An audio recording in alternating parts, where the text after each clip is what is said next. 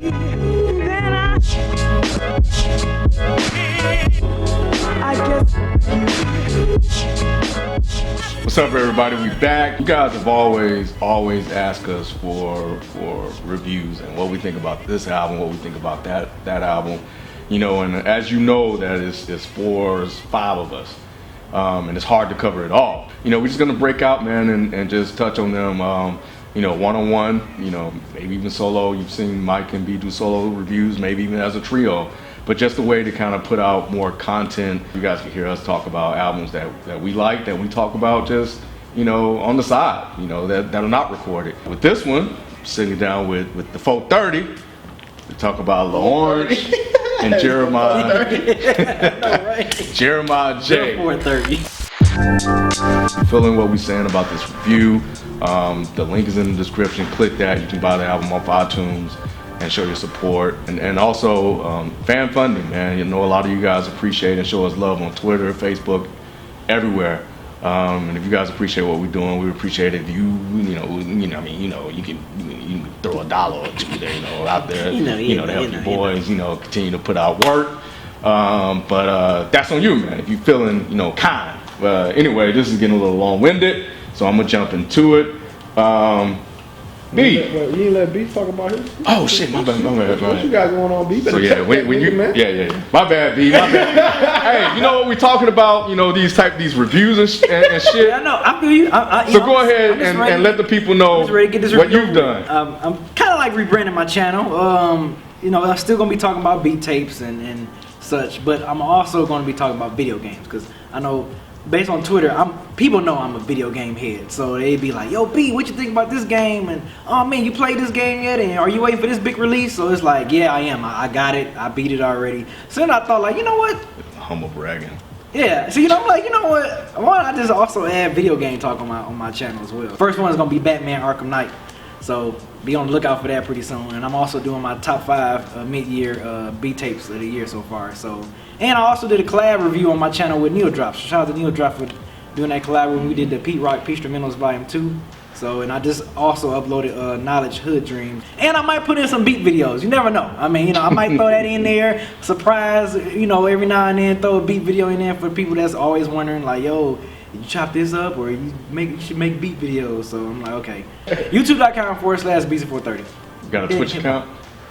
Yeah, I do have a Twitch account, but I'm going to start using that too, though. Okay. And it's BZ430.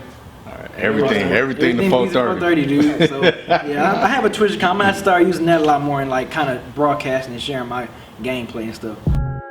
Lil Orange, producer out of North Carolina. I think it's he's from Tennessee.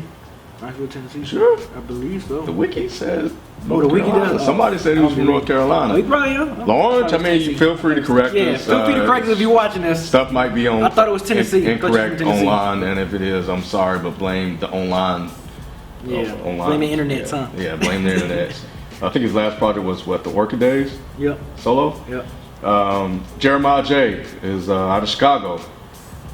He was signed to Brain Feeder. Now he's with Warp. Mm-hmm. Been around for a minute. I got onto him with Bad Jokes, and he did a. Yeah, me too. Yeah, you did too. Yeah. He's did a couple of projects. He has one out with Zizzy Gibson, Prehistoric. He also has the Young Black Preachers, Jesus, and a lot of other stuff. Man, he puts in work.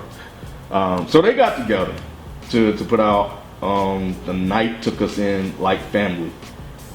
This was a really good project. It's dark. I think they said it was an old 40s gangster flicks. I got that feel from this album. Listen to it. I had like I got like a 1930s like mafia type of feel when I'm listening to this. We're hearing like the different backdrops and the different like type of themes for the beats that Lil Orange was putting out, because this is different type of production from Lil Orange. If you listen to his previous works, I mean, going back to Still Spinning, it's like, and then for him to go from that to this type of feel of production, it was definitely a different turn and a different feel for the beat. So it was really interesting to hear him make these type of beats throughout this whole project. Not saying that I didn't like it, nothing. Like, it was just interesting him going that type of route. But it fit Jeremiah J so well. Like, I think with this project, I loved it too. Just so y'all know.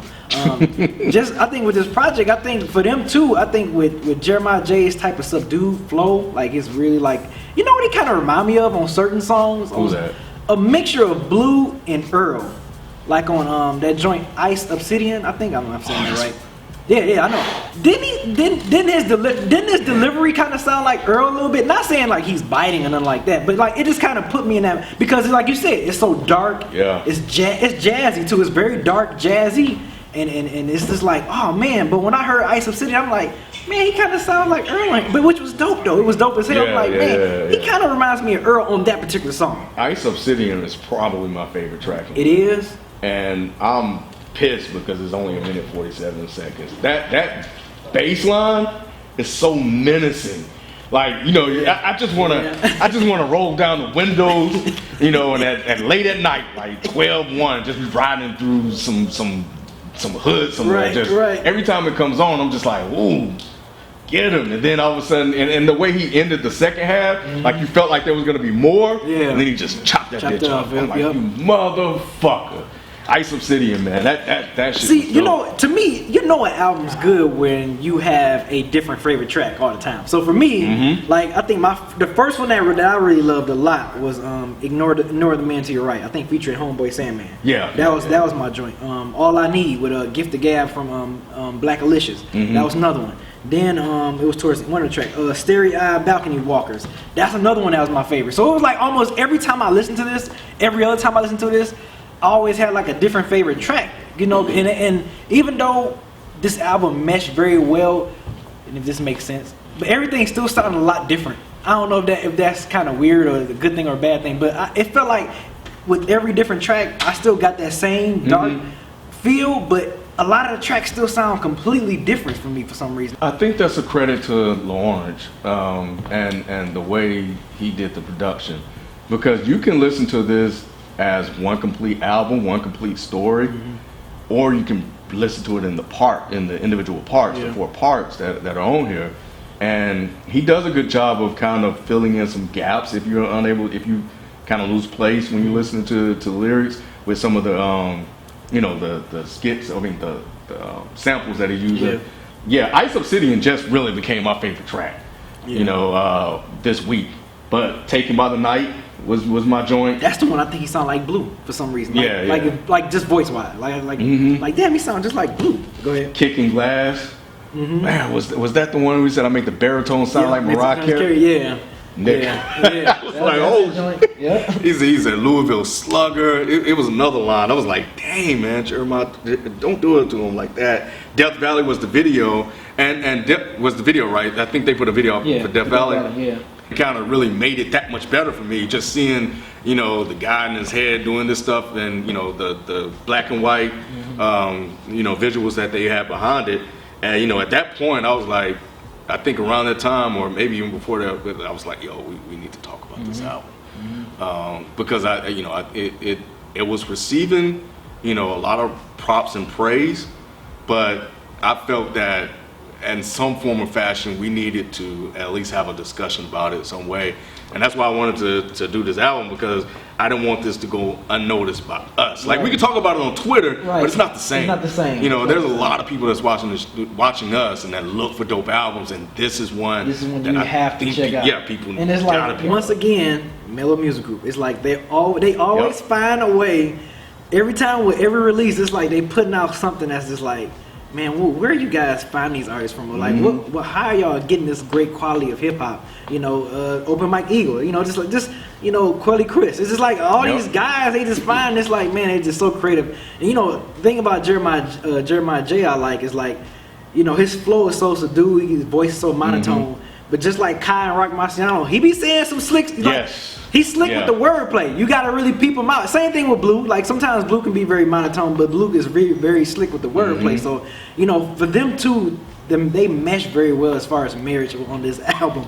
It is, and I can see, even though of course I saw this, people was throwing out the comparison to Mad Villainy. Mad. Oh yeah. I can see why, but it's like, come on, like, stop it with that comparison. But these two mesh so well, and it's so dark and menacing and stuff, so you can see why people throw that out there. But at the same time, it's like, come on, like. Well, and I think because they can easily draw a line to it. Yeah. You know what I'm saying? Because there's not really a lot of projects that they can find that True, would that's fit true. like that. So That's I think that's why, even though, so maybe they're not making, I hope they're not making a direct comparison, but Yeah, maybe yeah. they're just saying, you know, in similar fashion, you know, Probably, this is kind of what it probably. reminds me of.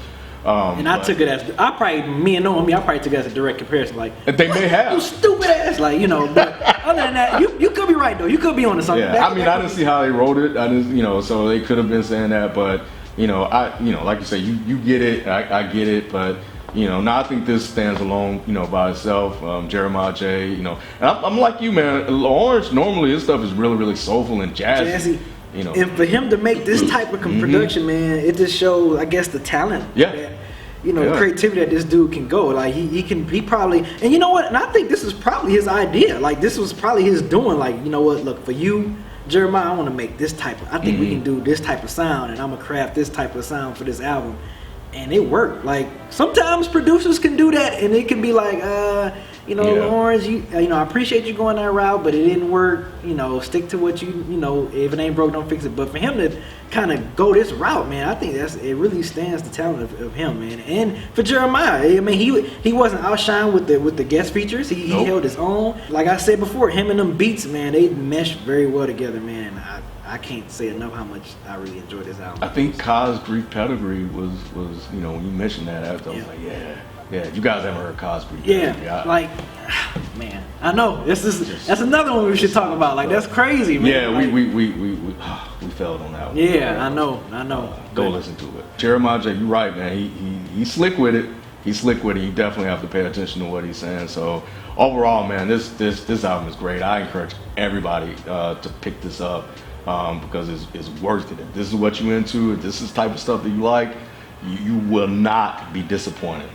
I'm not going to do like Troy Ave and say if you buy it, you don't like it, you get a refund back. Right. I'm not giving you a refund on anything. Right. But you know, it's a dope. You know, go to the Bandcamp and listen to it. You know, shout out to Mellow Music Group again. They came with another great project.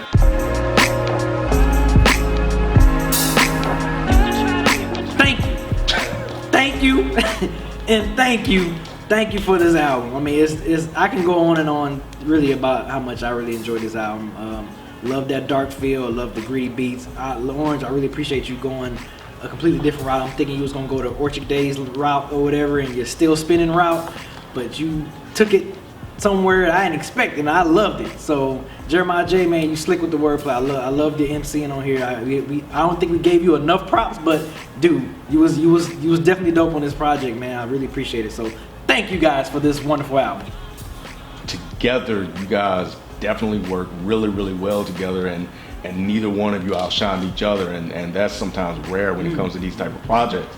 You know, and the thing I like about Jeremiah J, actually about both of you guys, but really about Jeremiah J, because you know, I think we probably didn't talk about you enough the way we should have. It's like every time I'm listening to this, I find something new.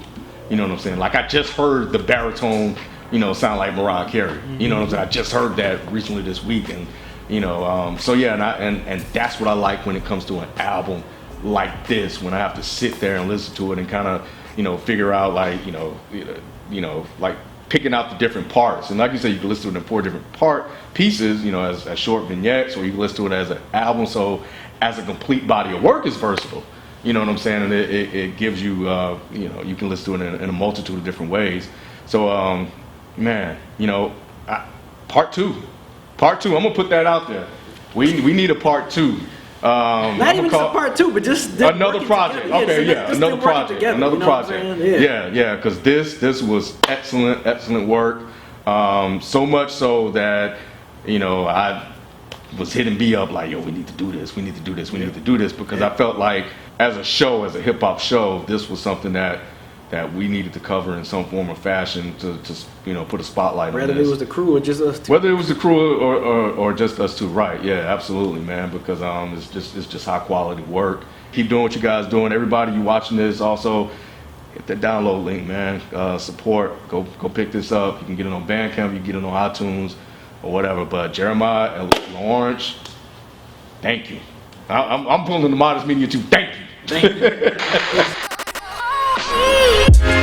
I know good memories, baby, to be good for. I know